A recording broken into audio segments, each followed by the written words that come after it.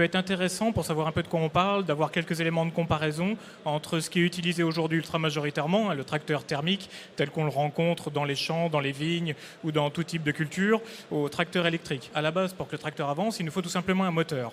Dans le monde des tracteurs thermiques, on est bien d'accord que le moteur est constitué de tout un tas d'éléments, de pièces, sur lesquelles on aura éventuellement de l'injection, on aura une ligne d'échappement, un réservoir. Dans le monde du tracteur électrique, on est sur un moteur monobloc avec une transmission d'énergie qui sera beaucoup plus directe et donc un nombre d'éléments présents sur ces parties moteurs beaucoup moins important, ce qui peut induire tout un tas de choses, dont notamment des questions d'entretien sur lesquelles on reviendra plus tard. La partie transmission, aujourd'hui, ce qu'on reconnaît, c'est que pour avoir une puissance et un couple donné, il correspond dans 99% des cas à un régime moteur donné. Dans le monde du moteur électrique, on aura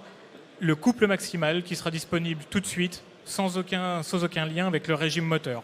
Là aussi, ça peut être tout à fait intéressant, notamment quand on a besoin d'actions très coupleuses, type faire tourner un rotor, des choses de cet ordre-là, sur des faibles vitesses, sans avoir besoin de monter le régime moteur pour avoir la puissance nécessaire, et du coup être beaucoup moins énergivore que ce qu'on pourrait l'être avec un moteur thermique.